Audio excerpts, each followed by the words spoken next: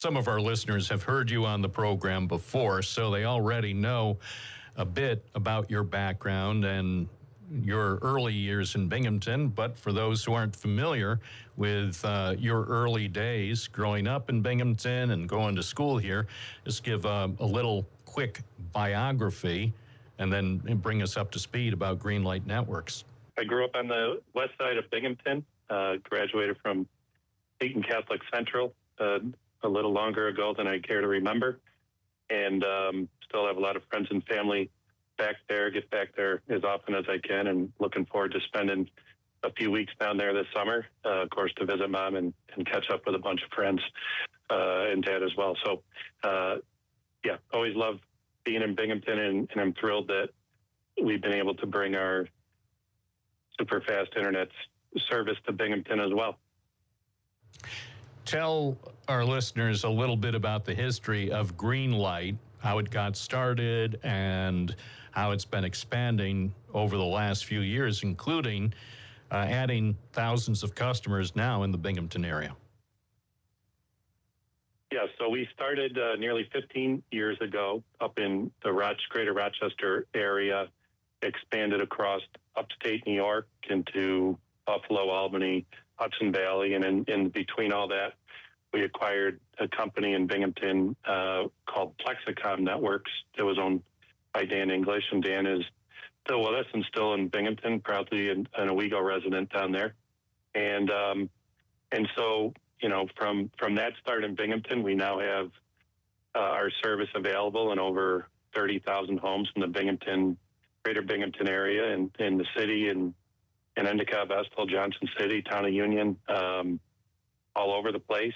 So what we pride ourselves on is having a really great service. We do everything over our own fiber optic network, which means we can provide service a whole lot faster than what our competitors with the cable systems might be able to do.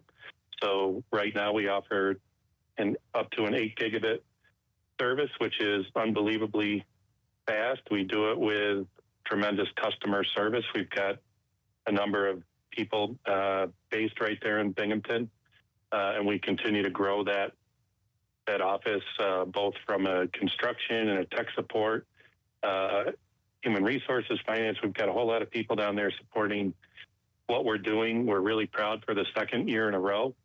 Consumer Reports has given us their top ranking in the country as the best internet service provider. And we got if you're familiar with them, they go 5 as their highest scale. We got a 5 in every single metric that they cover, again, making us their top service. And, again, we continue to grow across not just New York State, but we've made some announcements recently in Pennsylvania. And yes, in just a few days ago, we announced that we're going to start our first expansion in Maryland, in the greater Baltimore area, in the city of Baltimore. So we're really excited about that growth. And actually, our team in Binghamton is going to be a really, really important part of that growth. As a matter of fact, that team in Binghamton is the one that goes out and helps us find and identify new markets and get us started in these places. One thing about the expansion is it takes time, and it also takes a lot of money. It's not something that can necessarily be done as quickly as some people might like, and certainly it's not cheap to roll out this technology. That's right. Actually, this year alone, we're going to invest another $10 million, and that's going to add another little over 7,000 new homes, which is about a 25% bump year over year. Is that just here in the Binghamton region that you're referencing? That is just in Binghamton, yes. We've got some tremendous partners on that help invest in our growth and support our growth. We work with a private equity partner to do that, and it certainly, they get their money from pension funds and retirement funds, and so there's a lot of people that are invested in our business, and we take that responsibility really, really seriously, and we want to invest in the communities that we serve, and we're proud to make some of these investments in Binghamton. Do you or your employees hear a lot from, say, people in Broome County or Tioga County who are interested in obtaining service from Greenlight Networks, and yet, at least at this point, they're not going to be able to obtain that service, at least in the short-term future? Because as we've covered in the past, right now the focus generally has been on places like Binghamton, Endicott, and Vestal, but I'm assuming that you, when you come back home, might hear from friends or relatives and say, well, what about, I don't know, Owego? Well, I guess, are you doing some in Owego? We are. Okay, that's right. Been in Owego. But do you hear from some communities where it's like, we're not there yet, be patient? Do you hear that? Oh, we hear that. We hear that all the time. And I think, when either I or my team are walking around in our Greenlight gear in the communities, and part of that's why we're going out to the Speedy Fest this summer, and we go out to a lot of local events in Binghamton and other places. But I would say generally we hear one of two things: either people have our service and they're really happy with it and they can't wait to talk about it, or they don't have our service yet and they want to know when they're going to get it. And I think we're continuing to expand. We've got a few more years of construction planned down there, and I think for us we can move as fast as NYSEG can move with us. And I think we're getting a better cadence with them. We all want to do this expansion safely, but certainly to get up on the utility poles is a long process to do, and we follow that process. But we're partnered with NYSEG to help get to as many places as we can. And in the end, there's going to be some places that may be just simply cost prohibitive for us to get to, either because there's not enough density or just the cost for us to build in those areas becomes cost prohibitive because to get on the poles there is just too expensive. And bottom line, you have to have, whether it's a certain neighborhood or certain road or whatever, a certain number of customers per mile, or what other metrics you might apply to make it worth the investment. That's absolutely right. And I think, you see that even in some of the larger federal funding, they call BEAD funding, that's coming out. And I think and I'm sympathetic to this, because as much as I would love to say fiber solves every problem, there are going to be some instances where, wireless from satellite might be a better solution. And in these very, very rural areas where the cost, if it costs $100,000 to build to one house, I don't think that's a good investment by the taxpayers.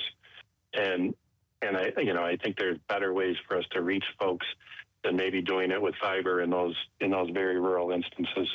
Speaking with Mark Murphy, CEO of Greenlight Networks. He's joining us from Rochester on this Thursday morning. What are the biggest challenges that you see for your company over the next year or two as you continue on this expansion mission?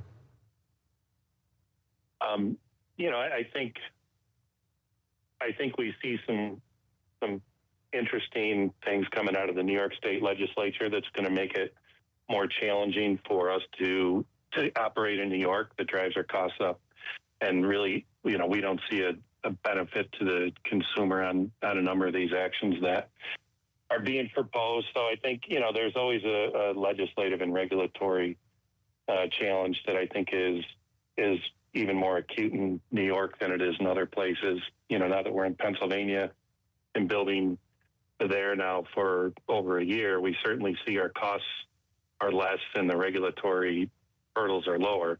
Not to say that there aren't any, but there's less. And I think as we go to other markets, we can see some of those differences and challenges. But I think the other challenge is when you're a new entrant to the market and people don't really know you, and they know what they get from the cable company. And I think it just takes time for us to build our brand in these places. And, I think we've built an awfully good brand and customer experience in New York State. And, I think as we use the real data, like as I was saying earlier, from Consumer Reports, I can point to this fact that says, look, this independent body has named us the best in the nation. You should give us a try. And I think just now it's going to be getting that word out cost effectively. And I think once people get the service in their house, it spreads throughout the neighborhoods, and everybody signs up to get it. And then it's just continuing to expand as much as we can. I think we've been really fortunate now that we've found some very good construction partners in the markets that we are and will continue to serve and grow. But those relationships take time to build as well. But I couldn't be happier and more proud of the team that we built at Greenlight. We continue to add in places like Binghamton and bring on some really, really talented folks that are excited to be part of the team. And I think we continue to make our customers really, really happy by providing them great value and a great service. Made reference to some of the regulatory challenges you're facing in New York State. What's the biggest single thing that you view as making life more difficult for Greenlight networks in New York compared to some other states? Well, I think it's a number of the hurdles that drive up costs from, as an example, with the Department of Labor, certain work rules that are in effect that I don't think are better for the workers' safety or things like that, but just create more costs and more burdens. And those are the kinds of issues that both at the state and the local levels, the chambers of commerce that we work with continue to fight for. And that's not just for Greenlight, that's for businesses generally. And then just reasonable pole access is a fight we'll always continue to have, unfortunately. And I think some utilities we work better with than others.